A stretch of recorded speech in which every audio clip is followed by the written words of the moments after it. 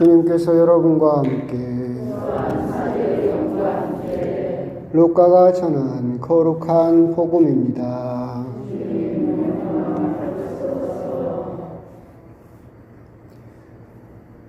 그때 바리사이 가운데 어떤 이가 자기와 함께 음식을 먹자고 예수님을 초청하였다. 그리하여 예수님께서는 그 바리사이의 집에 들어가시어 식탁에 앉으셨다. 그 거울에 죄인인 여자가 하나 있었는데 예수님께서 바리사이의 집에서 음식을 잡수시고 계신다는 것을 알고서 왔다. 그 여자는 향유가 든 옥합을 들고서 예수님 뒤쪽 팔치에 서서 울며 눈물로 그분의 발을 적시기 시작하더니 자기의 머리카락으로 닦고 나서 그 발에 입을 맞추고 향유를 부어 발랐다. 예수님을 초대한 바리사이가 그것을 보고 저 사람이 애언자라면 자기에게 손을 대는 여자가 누구이며 어떤 사람인지 곧 죄인인 줄 알 터인데 하고 속으로 말하였다. 그때 예수님께서 말씀하셨다. 시몬아, 너에게 할 말이 있다. 시몬이 스승님 말씀하십시오 하였다. 어떤 채권자에게 채무자가 둘 있었다. 한 사람은 500데나리온을 빚지고 다른 사람은 50데나리온을 빚졌다. 둘 다 갚을 길이 없으므로 채권자는 그들에게 빚을 탕감해 주었다. 그러면 그들 가운데 누가 그 채권자를 더 사랑하겠느냐? 시몬이 더 많이 탕감받은 사람이라고 생각합니다 하고 대답하자 예수님께서 옳게 판단하였다 하고 말씀하셨다. 그리고 그 여자를 돌아보시며 시몬에게 이르셨다. 이 여자를 보아라. 내가 너의 집에 들어왔을 때 너는 나에게 발 씻을 물도 주지 않았다. 그러나 이 여자는 눈물로 내 발을 적시고 자기의 머리카락으로 닦아주었다. 너는 나에게 입을 맞추지 않았지만 이 여자는 내가 들어왔을 때부터 줄곧 내 발에 입을 맞추었다. 너는 내 머리에 기름을 부어 발라주지 않았다. 그러나 이 여자는 내 발에 향유를 부어 발라주었다. 그러므로 내가 너에게 말한다. 이 여자는 그 많은 죄를 용서받았다. 그래서 큰 사랑을 드러낸 것이다. 그러나 적게 용서받은 사람은 적게 사랑한다.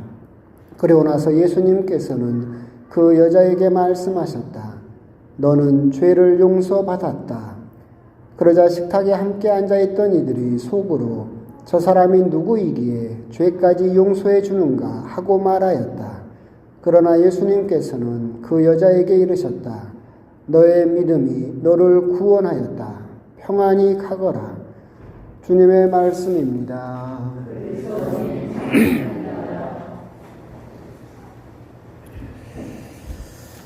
참 예수님, 오늘은 연중제 24주간 목요일입니다.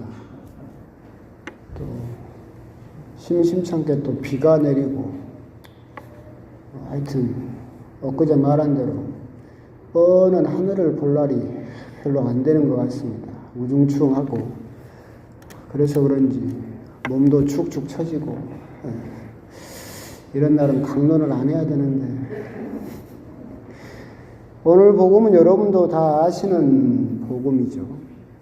어떤 죄 많은 여인이 예수님의 발을 눈물로 적시고 그 발에 기름을 발라주었다. 복음서마다 이 부분은 다 기록되어 있는 부분입니다. 근데 약간씩의 차이점은 있죠. 어떤 복음서에서는 이 여인을 이름 모를 여인이라고도 칭하고 루카복음 오늘 복음에서는 죄 많은 여인이라고도 칭하고 요한복음서 같은 경우에는 라자로의 동생 마르타의 동생 마리아다라고 그렇게 직접적으로 이름을 언급하는 경우도 있습니다. 하여튼 그런 걸 따졌을 때 이 죄 많은 여인이 정확하게 라자로의 동생인 마리아인지는 잘 모르겠습니다. 하지만 요한복음에는 그렇게 기록되어 있죠. 그래서 이제 진행되는 방향은 비슷합니다. 근데 약간의 차이점은 있어요. 왜 그러냐면 마테오 복음서에 보면 이 여인은 이 비싼 향유를 이걸 나르드 향유라고 하는데 그 당시에 이제 히말라야에서 나던 향유여서 요한복음을 보면 그 배신자 유다가 300데나리온이나 하는 저 귀한 향유를 왜 저렇게 쓸데없이 쓰느냐.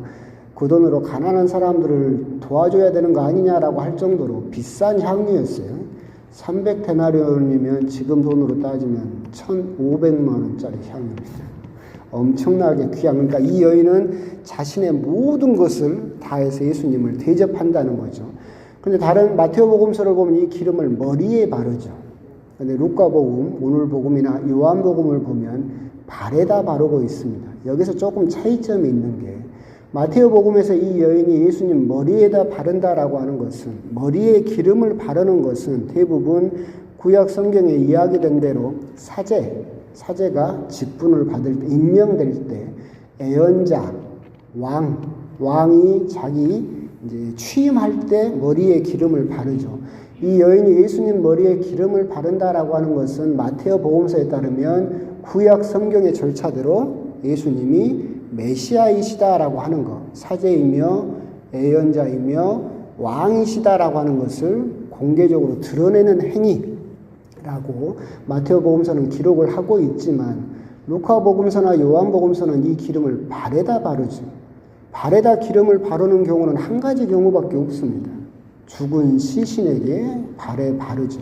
그리고 이 여인이 예수님 발에 기름을 바른다는 것은 다른 사람들은 다 모르고 제자들에게는 계속해서 당신이 그렇게 죽게 될 것이라고 말씀을 하셨음에도 불구하고 제자들은 그것을 전혀 듣지 않고 관심을 갖지 않을 때 이 여인만이 조용히 예수님의 죽음을 준비하고 있다라는 의미로 발에다 이렇게 기름을 바르는 것을 루카복음이나 요한복음은 그렇게 기록을 하고 있죠.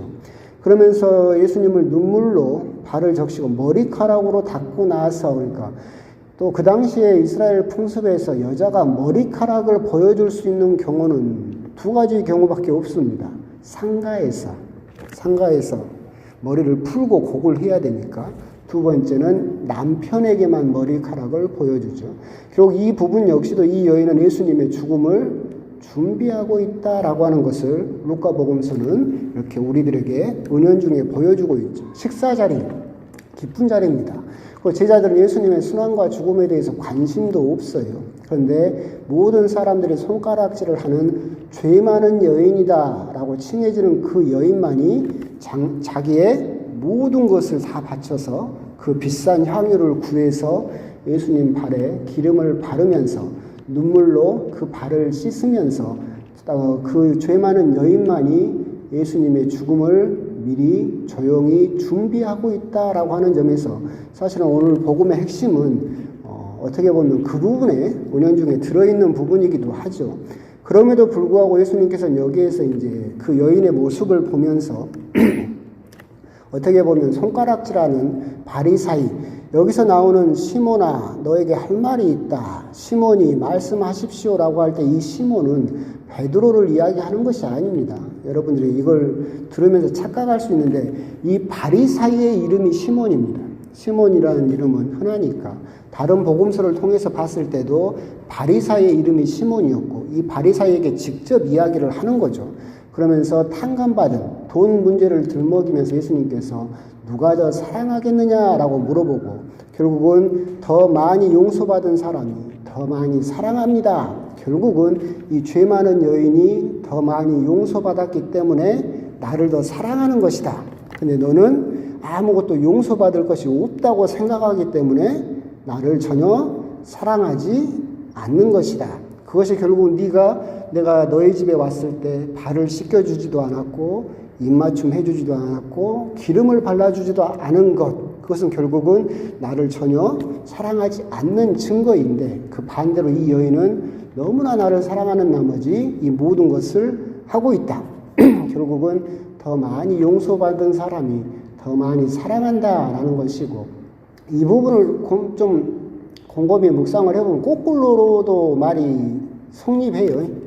더 많이 사랑하는 사람이 더 많이 용서해요. 그러잖아요. 안 그래요? 여러분들 간단하게 결혼 생활 생각해도 그러잖아요.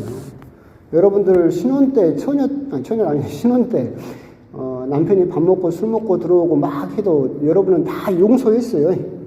다 용서했지. 왜? 사랑하니까. 그래서 여러분들 신혼 때는 여러분들이 더 남편을 사랑했지. 그래서 더 많이 용서해 줬어요. 근데 이제 늙으면 어떻게 돼요? 남편이 여러분들을 더 사랑해. 그 농담도 많이 있잖아요. 70인가 남자가 60인가 70이 넘어가면 보물 1호가 마누라, 뭐 보물 2호가 안사람, 보물 3호가 부인, 보물 4호가 하여튼 보물 5호까지가 다 누구예요? 부인. 그런다고 그러는 것처럼 거꾸로 되는 것 같아요. 그러니까 그런 걸 봐도 결국은 여러분들이 젊었을 때는 여러분들이 더 사랑을 했어요. 그래서 더 많이 용서를 했는데 이제 시간이 지나니까 이제 거꾸로 돼가지고 여러분들의 형제님들이 여러분들을 더 사랑하는 걸 보면 더 이게 뒤집어진 것도 사실 그 말도 역으로 성립한다라는 생각도 드는데 더 많이 용서받았기 때문에 더 많이 사랑하는 것도 맞는 말이고 더 많이 사랑하기 때문에 더 많이 용서하는 것도 맞는 말이다라는 생각이 들면서 그러면서 이런 생각이 들었어요. 우리가 흔히 하는 말처럼 사랑의 반대말을 뭐라고 그래요? 사랑의 반대말. 미움? 보통은 무관심이라고 그러죠. 무관심. 그러잖아요. 미워하는 것도 뭐가 있어서 미워한다고 그래요? 그래도 사랑한다는 찌꺼기가 감정이 그래도 조금이라도 남아있으니까 미워하는 거 아니에요? 여러분 남편이 술 먹고 새벽에 들어오면 밉죠. 근데 그 사람이 남이라고 생각하면 미워할 게 있어요? 없어요? 없겠지. 그러니까 사랑의 반대말을 보통 무관심이라고 보통 이야기를 하잖아요. 그럼 사랑의 가장 비슷한 말이 뭘 것 같아요? 사랑의 반대말이 무관심이다라고 한다면 사랑과 가장 가까운 말은 뭘까? 관심, 감사라고 해요. 감사. 그러니까 관심만 있으면 이건 집착일 수도 있어요. 그러잖아요. 근데 보통 우리가 말하기를 사랑의 가장 가까운 말, 비슷한 말이 무엇이냐 물어보면 감사라고 그래요.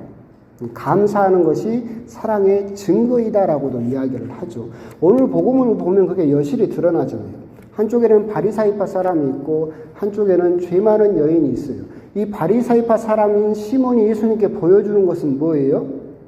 무관심이죠. 무관심이에요. 식사에 초대하긴 했어요. 그런데 전혀 그 당시 이스라엘 예법을 아예 지키지도 않아요. 씻을 물도 내주지 않고, 그러니까 어떻게 보면 요식 행위처럼 내 마을로 그래도 요즘 유명한 사람이 왔으니까 밥 한 끼 먹여서 그냥 내가 대접했다는 명분만 쌓으려고 초대한 것 같아. 그러니까 철저하게 무관심인 거죠. 나중에 보면 그 말도 그래요. 저 사람이 누구기에 죄까지 용서하는가. 전혀 예수님의 정체라든가 예수님 하시는 일에 대해서 관심이 없는 사람, 무관심한 사람. 반대로 이 끝에 있는 죄 많은 여인은 뭐예요? 감사하는 사람이었지. 자기가 죄가 있었는데 죄를 용서받았고 너무나 감사해요. 그래서 그 감사하는 마음이 무엇을 이끌어내요? 사랑을 이끌어내는 거죠. 그렇기 때문에 예수님께서는 사랑을 이야기하시는 건데 오늘 복음을 보면서 우리가 생각해 볼 필요가 있는 게 뭐냐면 사랑의 가장 가까운 말이 감사다라는 것을 우리가 생각해 봤을 때 우리가 과연 하느님을 사랑하느냐, 예수님을 사랑하느냐, 여러분 가족을 사랑하느냐라고 했을 때 어떤 아까 말한 것처럼 감정이나 관심이나 이런 것 말고 내가 그 사람에게 감사하고 있느냐, 이걸 먼저 물어볼 필요가 있다. 왜 그러냐면 하느님께 감사할 게 있으면 하느님을 사랑할 수 있죠. 오늘 복음을 보듯이 바리사이는 내가 잘 살아요. 난 율법도 철저하게 지키잖아. 그러니까 하느님께 용서받을 게 있어요? 없어요? 없어요. 하느님한테 죄를 용서받을 게 없지. 그럼 하느님에게 죄를 용서받을 게 없으니까 하느님에게 감사할 게 있어요? 없어요. 또가 뭔 죄를 지어서 용서를 받아야 감사할 거 아니야. 근데 내가 잘 사는데 나는 죄도 안 짓고 하나님에게 감사할 것도 없어요. 그러니까 하나님을 사랑할 필요도 없는 거죠. 죄인은 반대죠. 나는 정말 죄가 많았어요. 죄를 용서받았어요. 그래서 너무나 감사해요. 그래서 사랑하는 거잖아요. 그리고 우리도 오늘 복음을 보면서 한번 그런 부분을 생각을 해볼 필요가 있죠. 내가 사랑합니다, 사랑합니다 라고 했을 때 과연 나는 그 사랑합니다 라고 말하는 상대방에게 감사한 마음을 가지고 있는가? 아까 말씀드렸다시피 사랑과 가장 비슷한 말이 감사다라고 한다면 감사가 없으면 사랑이 성립할 수 있어요? 없어요? 없다는 거예요. 감사하지 않으면 사랑은 결코 성립하지 않는다. 하느님께 감사하고 있느냐? 그러면 여러분은 하나님을 사랑하는 거고, 그렇죠? 그리고 내 가족들에게 감사하고 있느냐? 그러면 여러분은 가족을 사랑하는 거지. 근데 하나님에게 감사하는 것도 없어요. 그러면 하나님 사랑합니다라고 말하면 그 말이 빈말이죠. 가족에게도 똑같이. 그리고 어떤 감정이나 관심이나 선물이나 이런 것을 사랑의 증거로 생각하지 말고 정말 내가 누군가를 하나님을 사랑합니다라고 고백하려면 가장 1차적으로 사랑과 가장 비슷한 말인 감사하고 있는가, 나는 감사하는 마음을 가지고 있는가, 그걸 한번 곰곰이 묵상을 해볼 필요가 있고, 감사할 줄 아는 사람만이 정말로 사랑하는 사람이다라고 하는 거, 그런 부분에 대해서도 곰곰이 생각을 하시면서 나는 정말 감사하고 있는가, 그 부분에 대해서 묵상을 해보셨으면 좋겠습니다. 아멘.